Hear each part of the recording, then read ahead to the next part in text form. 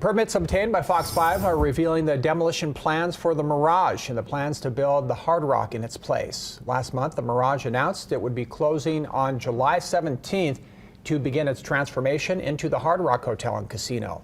This will feature a nearly 700-foot-tall guitar-shaped hotel in the center of the Strip.